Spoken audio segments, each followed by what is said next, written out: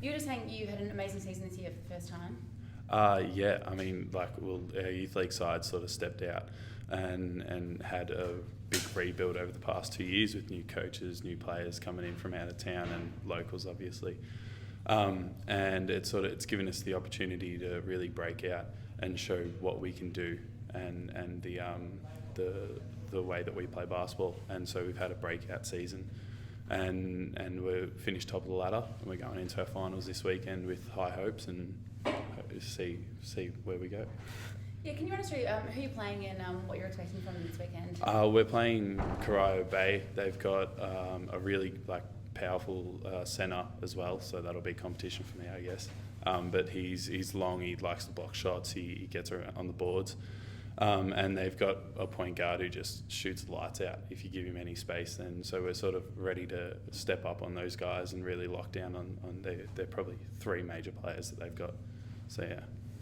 And you played a couple of games for the Miners this season. Yeah. How do you think playing for the Miners has helped you improve your own game? Well, I mean, playing and training with that group sort of gives me the experience, I guess, of playing with those older and veteran guys, and they sort of know how to play. They use their bodies in a better way. They're more physical, and it allows me to learn from them majorly and then go and use that against my competition, and it gives me a little bit of an edge against the rest of the league. What do you think some of the focus will be for your side come finals? The major focuses for our youth league side, I mean, definitely just playing together, staying as one team, working with each other instead of against. And if we can do that, then getting the championship is our biggest focus.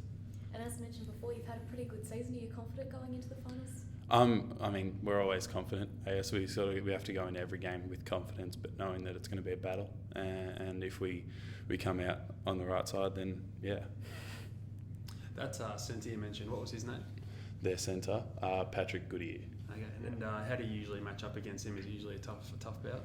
It's always a tough bout. I mean, I guess every game it's got its different challenges, but he's got his size and he's a little bit older. He knows how to play a bit better, and he works defensively. He makes me try and find better shots to take and that sort of stuff. So yeah. Yeah. Does he sort of like to spread the floor, or does he sort of play inside a little bit, or?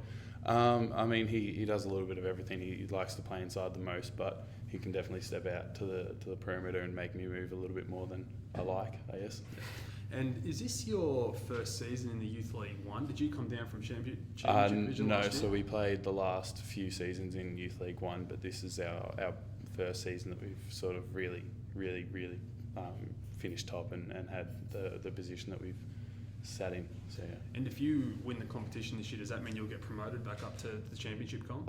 Yeah, I'm fairly sure. If we win this season, then we'll go back up to Championship next year and hopefully have some success there. And has that been the goal sort of this year from the start, to get back up to the top grade? Definitely. That was, I mean, the goal since we came down from Championship, however many years ago it was, has been to get back up there. And then the last 2 years with our rebuild has sort of been our focus. And I mean, we've gotten there now, hopefully. Yeah, awesome. And just lastly, will you guys have a full squad and bottom, or your guys that usually play NBL1 like Ross and Zach and yourself, will you guys all be playing in for the youth team this week? I mean, with Ross and Zach, their main focus obviously is NBL1, but they are coming back to suit up and do their best that they can for us on the court. So yeah. So they are playing this Saturday, they'll be playing both games? I think so. Yeah, I'm fairly certain they are playing both. So too easy. Beautiful. All right, well, we got Kilsyth this weekend. Last time you guys played them, it was a close match until the last quarter. How are you expecting to go this time around?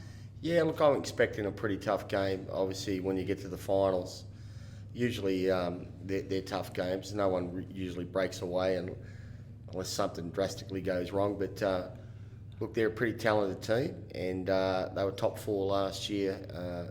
So they'll be hungry to try and take the next step. So from our point of view, we're focused on what we can control and how we want to defend them and how we want to execute. So that's really what we're focused on. Yeah. Kilsyth hasn't had a consistent squad all year. Do you think that that'll affect them come finals? Yeah, look, I think we're all in the same boat. I think people are forgetting that Marquis only played 10 games for us. And, so we've done really well, I think, to get where we are. And obviously we'll allow players the last couple of weeks to do what they've got to do for their NBL teams or their country. So, everybody's been disrupted. It's really gets back to your cohesion and bringing it on the night and how you played during the year. I guess they've won four games less than us.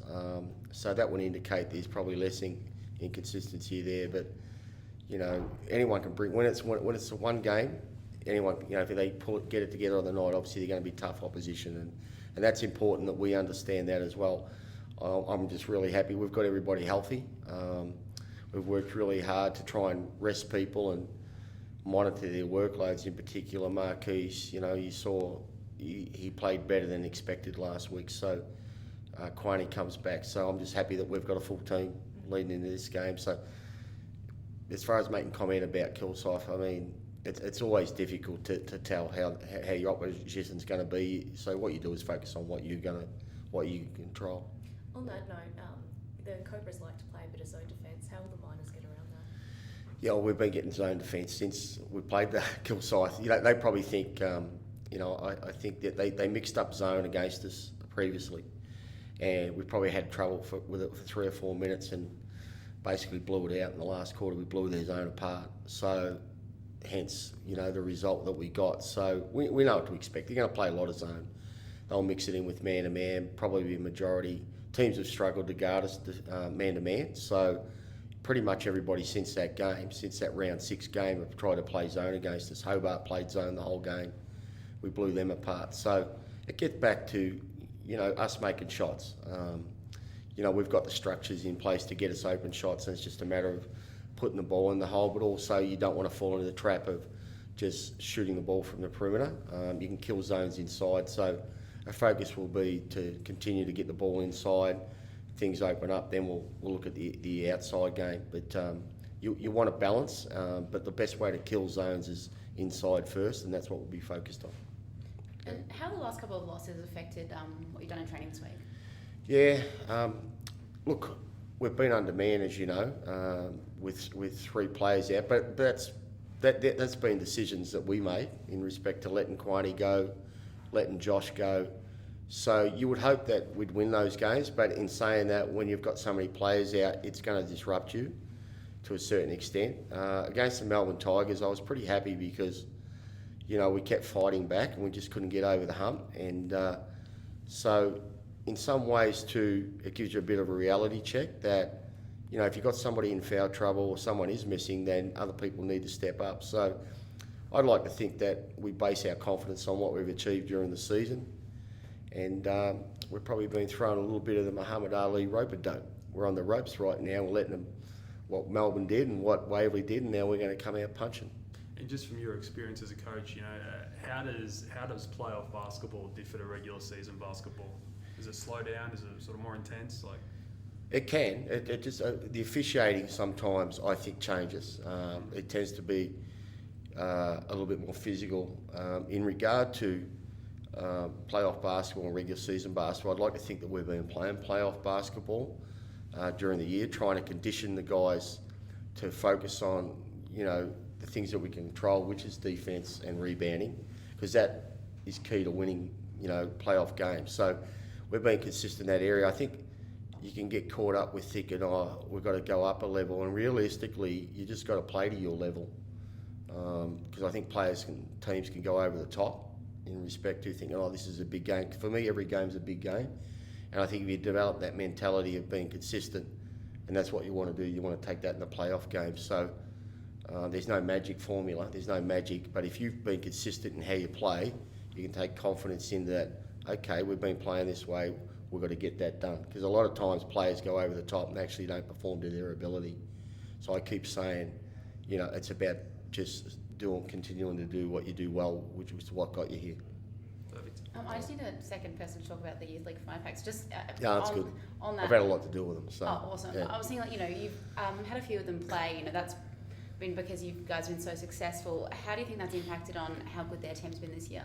I think it's been a big part of it. When I first got here, the first 2 months, we didn't have all the minors players, and I was involved in training and preparing them for the first 2 months, and teaching, our coaches the style of play that we want in regard to the minors. So what we've really worked on is the alignment.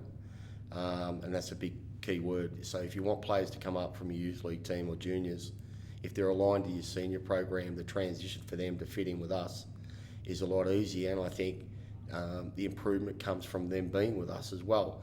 We didn't want segregation in respect to just totally isolating the youth league team. You know, pretty much I think 8 or 10 of the guys have practiced with us at various occasions. 6 of them on a consistent basis, so they train with us, and then they train with the youth league team. So we run the same offences.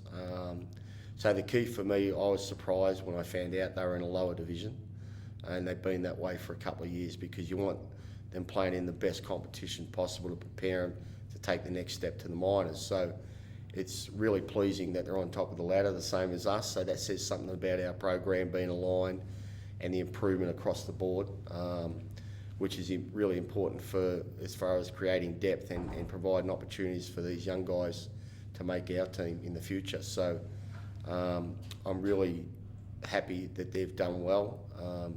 And so the next step would be to win and get in and play at a higher level, which will be challenging again next year, and which really helps the stepping stone in regard to going to the next level, you know, in regard to the minors. All right, how are you expecting Kilsyth to be this weekend? I feel like they're going to junk it up and play a lot of junk basketball and try and force us to turn the ball over. And I expect it to be physical. You know, it's the first round of playoffs. They're going to come out with a lot of energy and try to hit us first and give us their best shot. And this is the first time you've had your whole team in a very long time. Do you think that's going to make a big impact coming onto the court?